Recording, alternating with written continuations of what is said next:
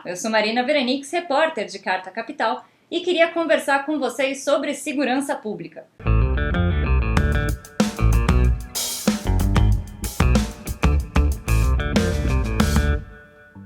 O candidato ao governo de São Paulo, Tarcísio de Freitas, do Republicanos, voltou a tecer críticas sobre o uso das câmeras nas fardas dos policiais militares do estado. Uma de suas promessas de governo é a retirada do equipamento de gravação dos uniformes dos agentes sob a justificativa de que os equipamentos deixam os agentes em desvantagem e prejudicam o trabalho policial. Para mim é um voto de desconfiança para o policial. Você tira a privacidade do policial e você não permite que algumas coisas que eram rotina no patrulhamento aconteçam. Eu entendo a câmara negativa e aí é uma questão que vem da minha própria experiência pessoal. Como às vezes a tomada de decisão numa fração de segundo pode ser decisiva para a sua vida. Para mim a câmara é um inibidor. Nós não podemos ter o bandido em situação de vantagem em relação ao policial. Então tirar a câmara é uma coisa já simbólica, que mostra o seguinte: o Estado está amparando esse policial. A tese defendida pelo ex-ministro da Infraestrutura muito se aproxima ao discurso do presidente Jair Bolsonaro, que chegou a afirmar que a atividade policial melhoraria sem o uso das câmeras. A introdução do uso das câmeras corporais em São Paulo foi feita em 2019 pela gestão do então governador João Dória, visando diminuir a violência e a letalidade policial. Ao contrário do que afirmam o ex-ministro e o atual presidente, as câmeras não dificultam o trabalho policial e sim garantem uma redução da violência cometida por agentes. Dados do programa Olho Vivo, que estabelece o uso dos equipamentos nas fardas, mostram queda de 80% da letalidade policial nas unidades em que houve a implementação do dispositivo. Entre junho de 2021 e maio desse ano, os 19 batalhões que utilizaram as câmeras registraram 41 mortes por intervenção policial.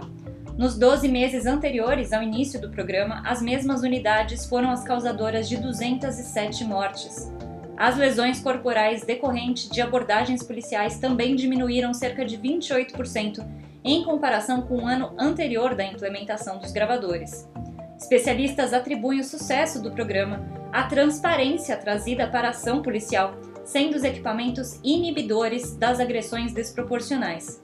Isso mostra que as forças de segurança podem atuar de forma diversa na contenção da criminalidade. No entanto, a retirada dos equipamentos das fardas dos policiais militares está diretamente relacionada com a agenda que Bolsonaro defende da mudança legislativa para permitir que policiais não sejam responsabilizados por excessos e violência descabida em abordagens. Por inúmeras vezes, o presidente Jair Bolsonaro tentou emplacar projetos que previam a ampliação do excludente de ilicitude para isentar as forças de segurança de eventuais punições por excessos em abordagens e operações. O mecanismo que estabelece a possibilidade de uma pessoa praticar uma ação que seria normalmente considerada criminosa sem sofrer as imputações legais, ele já existe no nosso ordenamento jurídico para casos que envolvam estado de necessidade para se salvar de um perigo real, legítima defesa e estrito cumprimento legal de dever ou no exercício regular de direito. Nesse último caso, ele permite que policiais e outros agentes de segurança pública não sejam punidos caso seja necessário infligir agressões contra outra pessoa ou causar dano a algum bem. Evidentemente, isso não significa que qualquer agressão realizada por um agente de segurança pública não poderá ser punido. O Código Penal prevê e enfatiza que excessos deverão ser penalizados. O ex-capitão tentou incluir a ampliação das garantias dos agentes no pacote de lei anticrime, elaborado pelo então ministro da Justiça, Sérgio Moro, porém o dispositivo foi excluído do projeto no Congresso. Em novembro de 2021, o presidente enviou um projeto similar diretamente ao Congresso, tentando estabelecer um novo texto à lei penal, deixando a cargo dos juízes a redução de pena ou a negativa de aplicação de responsabilização se o excesso decorresse de excusável medo, surpresa ou violenta emoção.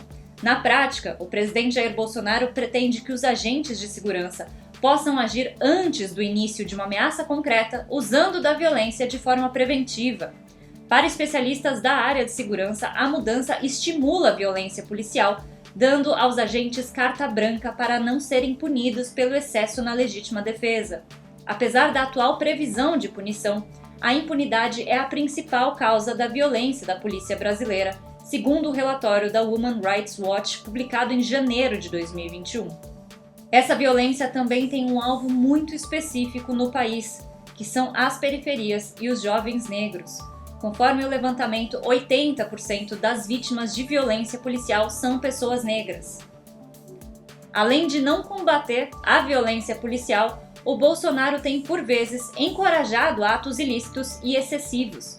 Somente em 2020, os assassinatos cometidos pela polícia aumentaram 6% no primeiro semestre, revertendo 2 anos de taxas decrescentes.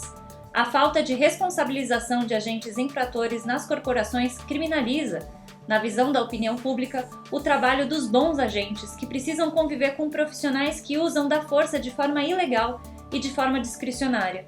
Com o resultado, as pessoas não confiam na polícia enquanto se sentem inseguras, impactando negativamente na percepção da segurança pública.